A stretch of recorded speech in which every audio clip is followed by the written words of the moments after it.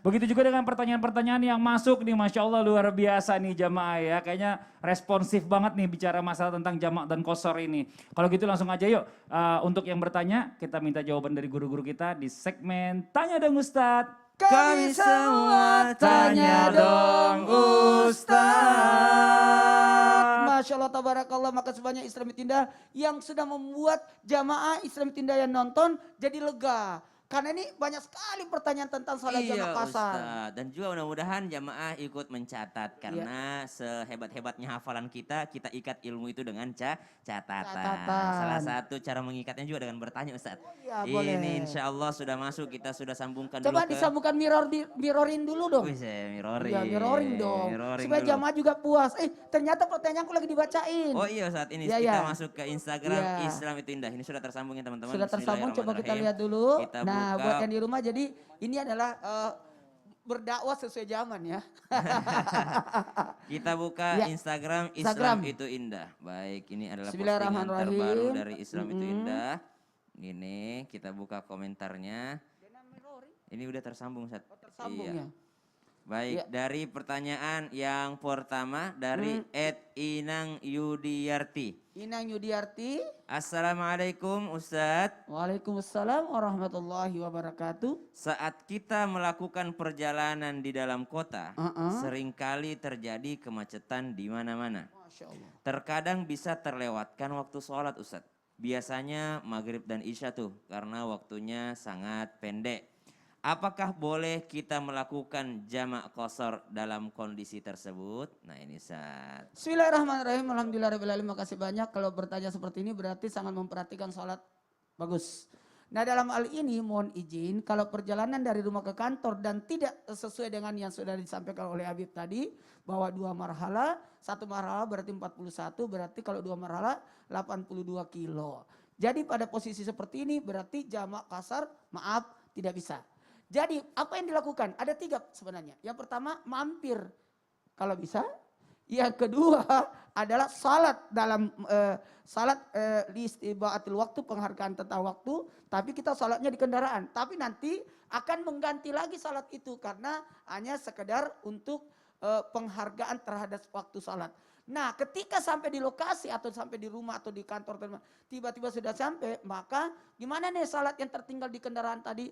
Maka diqodho. 1, 2, 3. Diqodho. Kenapa? Karena tidak sesuai syariat syarat dalam kaidah tentang jamak qashar tadi. Yang sudah dijelaskan adalah perjalanan, kemudian jauh jaraknya. Jadi tidak sesuai syarat jaraknya. Oke. Baik, tabe Ustaz, 3 ini Roh. yang nomor pertama. Kita lihat dulu postingan terbaru. Yang terbaru komentarnya. Kita lihat dari Yuni 1260. Iya. 1260 dari Yuni. Assalamualaikum. Maaf Waalaikumsalam saya suka keluar daerah darah istihadah Ustaz. karena sudah terbiasa. Karena jamak Ustaznya jadi Perjalanan. daerah ya.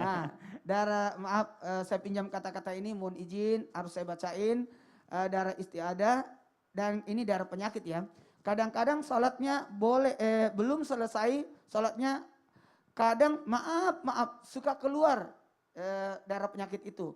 Boleh nggak kalau saya sholat fardu yang 4 rakaat di qashar karena takut suka batal di tengah sholat karena dari istiadah tadi. Ya Ustaz. Ya, baik, bismillahirrahmanirrahim. Ada penjelasan tersendiri tentang orang yang sakit. Walaupun yang sakit tadi bisa menyebabkan dia termasuk yang namanya akan mendapatkan rukhsah yaitu jamak.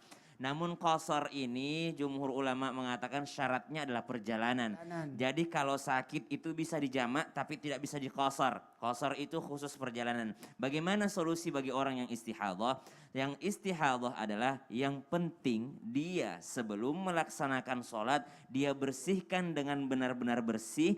Lalu dia maaf sekali saya ini katakan ini, dia menyumbatnya dengan menggunakan ya alat-alat yang sudah tersedia di zaman modern ini, memakai kapas atau memakai pembalut untuk dia tidak tembus keluar.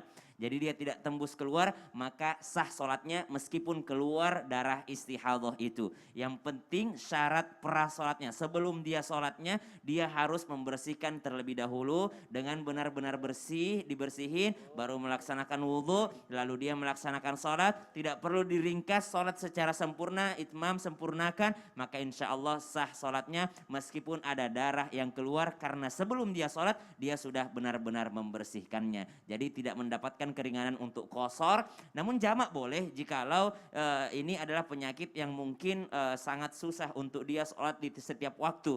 Namun kalau qashar tidak mendapatkan keringanan, keringanannya adalah dia boleh melaksanakan sholat meskipun darahnya keluar dengan cara apa? Membersihkan terlebih dahulu lalu menyumbatnya agar darah tersebut tidak menyentuh pakaian terluar ketika dia melaksanakan sholat. Wallahu ta'ala a'lam. Tabe guruku, Iya, ini agak masih sih. ada nggak lagi nih Ustadz keringanan dari Allah untuk kita dalam sholat ini? Katanya keringanan ini adalah keringanan yang sangat istimewa ini Ustadz.